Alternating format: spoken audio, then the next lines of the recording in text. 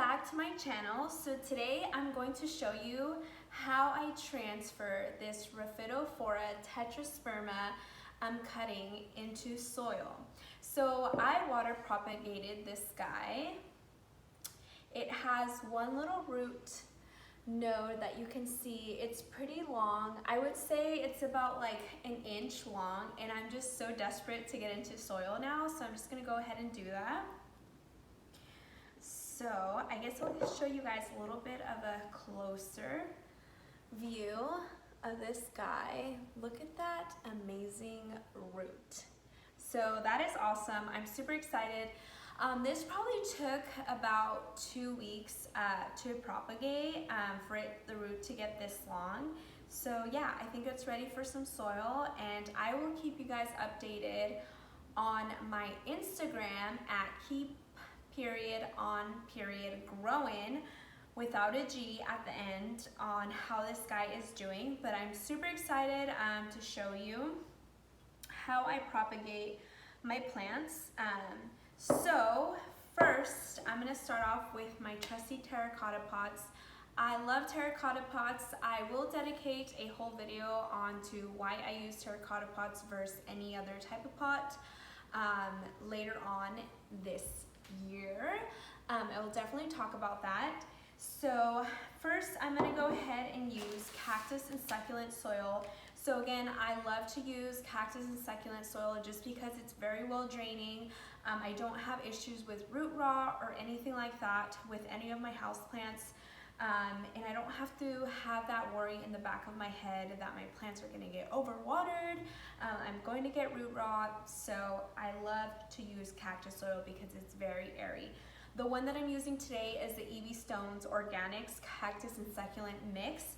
It has lava rock, pumice, sand, and I believe like little pieces of bark and some soil in there.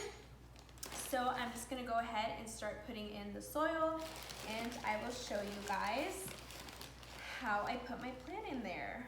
So I'm just gonna go ahead and fill it up. And you guys, I already have a Rhaphidophora, and they grow so fast. They're also known as mini monsteras, but they are not from the monstera family. They are a completely different family. So they grow faster than monsteras, though. I will say I bought mine when it was like probably like a foot tall. It was like this big, and honestly right now it's like 8 feet tall. I have pictures of it on my Instagram, but on my Instagram it's about 6 feet tall. Now it's like 8 feet tall. It's like touching the ceiling in my living room. It is so amazing. It grows so fast. Every time it puts out a new leaf, it already has like a new little bud growing on there. So this plant honestly is very a very satisfying plant because it's very high reward, which I love. Who doesn't? So yes. So now I put some cactus and succulent soil in there, and I'm gonna go ahead and put my Rhaphidophora cutting in there. So when you want to repot your cuttings is you want to repot your cuttings whenever the root is about 1 to 2 inches long, and then you can go ahead and put it in a pot.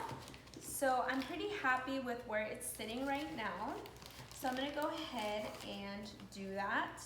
And you guys, you can totally soil propagate. You don't have to start off in water, but I'm just such a nosy person. Like, I need to see those roots growing. If not, I would imagine myself trying to dig up the poor little cutting and see if the roots are growing, which is probably not good for the plant, probably pretty stressful. So I prefer to do water propagations. That way I can physically see if the propagation is growing new roots and it's doing well. And I will also dedicate a whole video on how to propagate different species of plants. I know that's something that a lot of people don't know how to do and would love to know how to do, so I will show you guys in an upcoming video that's definitely in the works.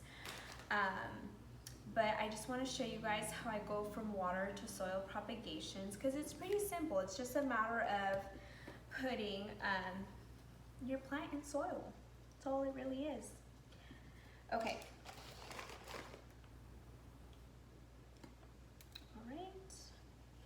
So now I'm going to go ahead, now that it's pre-filled with soil, I'm going to go ahead and give it a good pat on the side, just so the soil can trickle down and find its place. All right, pat it down a little bit. So that's a good enough soil. The root is completely covered, and so I'm pretty happy with where it's sitting in the pot. And I'm gonna go ahead and now add river rocks on top, just because I love it for decoration. But like I've mentioned in some of my videos, it also helps with the soil, preventing it from floating to the top whenever you water. Sometimes soil tends to float to the top because if you recently repotted a plant, the soil hasn't really settled that well inside of the pot. So it will float. So these rocks definitely help it from doing that. Also, watering a little slower can help prevent it from floating up top a lot, but I can be a little impatient sometimes, especially when you have tons of plants. You don't have a lot of time to just sit there and water them super slowly. Okay, so guys, that is my little Rhaphidophora tetrasperma cutting from water to soil propagation. Now, the most important thing when you're going from a water environment to now a more drier soil environment is the goal is to keep the soil moist for about 3 to 4 weeks before you transition it to like normal watering, where you go from watering it to a dry period and then watering it again. You want to keep the soil moist because you are going to shock the plant if you don't keep it moist for 3 to 4 weeks, because it's used to being in a super water environment and now you are going to a super dry environment. So that's pretty shocking for the plant and the roots, and it's still a little baby propagation. You want it to feel comfortable, you don't want it to stress it out too much, and you want the roots to really develop a really good root system and prevent from stressing out the plant too much. So what I love to use when I do propagations, and honestly when I water plants, I still even do this till today, is I use a water meter. And I'm gonna go ahead and run and grab it for you guys just to show you how I use it. So this is my soil meter. It has a dry, moist to wet on there, if you can see it. I hope the camera doesn't blur it out, but so yeah, so my goal is for this plant to stay in the moist range. I don't want it to hit the red zone. I don't want it to get dry, just because it's a very new root system and it went from a water propagation to a soil propagation. So I'm gonna go ahead and stick it in this guy. And obviously right now it's gonna read dry because I recently just put it in there. It's in the red zone. But I'm gonna go ahead and give this guy some water.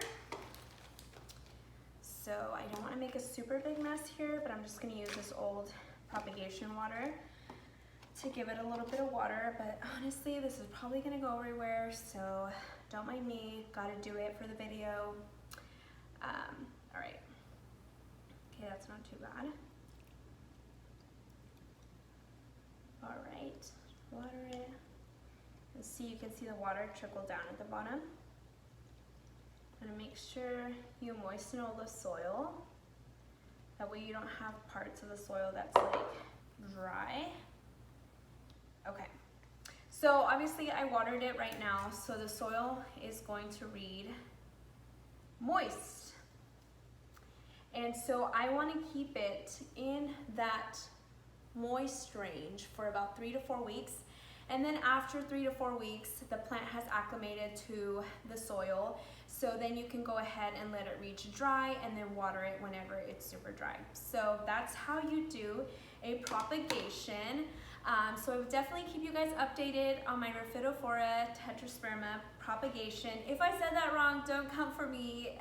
Plant names aren't my specialty, but plants definitely are. So go ahead and like, comment, and subscribe to my channel for some more plant tips. And feel free to interact with me, comment below what you guys do for any plant tips, how you guys do propagations. I would love to chat with you guys, and I can always learn. I'm always a sponge. I love to learn new facts, new things I can do to help my plants out. So thanks for tuning in, you guys. Bye.